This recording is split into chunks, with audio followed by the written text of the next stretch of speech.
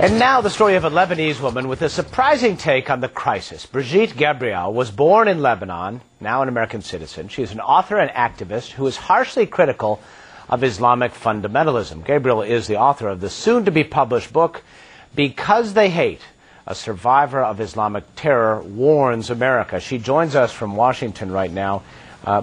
Good to have you with us, Ms. Gabriel. Thank you, Miles. I'm delighted to be with you. You wrote a... It's posted on your website. It's AmericanCongressForTruth.org. You wrote a message to Israel. I want to share some of this with people so they can get an idea of what you're talking about here. You say this: "Thank you, Israel. We urge you to hit them hard," referring, of course, to Hezbollah, "and destroy their terror infrastructure. It is not only Israel who is fed up with this situation, but the majority of silent Lebanese in Lebanon who are fed up with Hezbollah and are powerless to do anything out of fear of terror retaliation." When you write that with some degree of risk to yourself personally, don't you? Absolutely. I receive death threats, but this is the time when people need to muster courage to stand up in the face of evil and a hate ideology that now is not only affecting Lebanon and Israel, but this cancer of hatred has spread throughout the world. Even the New York Times last month was talking about cells of Hezbollah in New York City ready to unleash suicide bombings in America. This has to stop. Now, what kind of reaction do you hear, though? Do people call you a traitor to your country?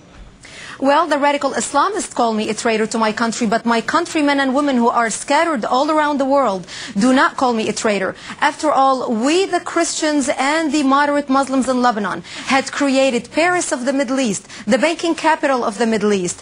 It was only when radical Islamists started growing up and spewing hate ideology and fighting the Christians and wanting to declare war against Israel that now we are fighting the war that we are fighting. And I'm speaking from experience, Miles. My home was bombed when I was 10 years old living in Lebanon. It was bombed by the radical Islamists shelling Katyusha rockets at my home in South Lebanon, trying to create a base from which to fight Israel. I ended up wounded, ended up in the hospital for 2.5 months, and then lived in a bomb shelter for 7 years of my life between the age of 10 and 17 with very little electricity, very little water, or actually no electricity, and very little food. And it was because the radical Islamists were growing and trying to take over our area, the Christian area in South Lebanon, to declare war on Israel. We, the Christians, we worked with the Israelis. We wanted to have peace with the Israelis. But the radicals insisted on killing the Christians and fighting Israel. Well, let me ask you this, though. There is a component to Hezbollah, the non-armed component of it. That is the civilian political aspect of it. And they won fair and square in open elections, a couple of dozen seats to parliament. Is there something about Hezbollah that can be salvaged in some way? They do, in fact, sort of have a de facto government there in southern Lebanon. Sadly, Miles, Hezbollah does not want peace with Israel, nor peace with America, nor peace with Western civilization.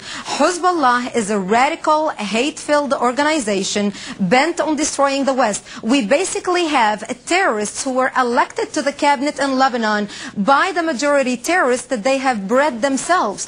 In 25 years, when Hezbollah has not been stopped because of their radical practice, the extreme elements of Islam, they have multiple marriages, they have a lot of children, and in a matter of 25 years, they have multiplied to produce enough people to vote themselves into the government.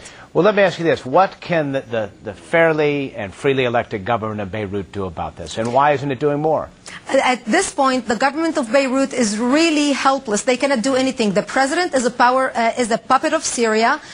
Syria and Iran are working together against Israel, against the West. It was Syria and Iran that stopped the Lebanese newly elected government in 1983 who wanted to negotiate a peace treaty with Israel under the president-elect Bashir Gemayel.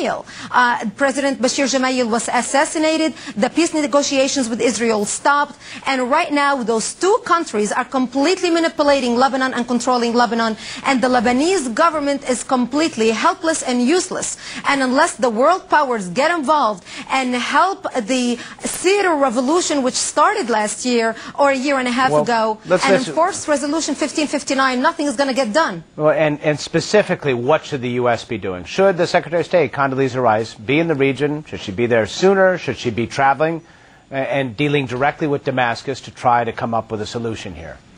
We, as a government, need to put pressure on Syria. We need to put pressure on Iran, but especially Syria, because it is through Syria where all the missiles and all the weapons are being smuggled into Hezbollah. Syria is the protector of Hezbollah. We need to pressure Syria and give Syria an ultimatum. We also need to support Israel and not stop Israel in basically decapitating Hezbollah in Lebanon, cleaning house in Lebanon, so that the Lebanese democracy will have a chance into budding and becoming a peaceful nation again, and having peace with their neighbors.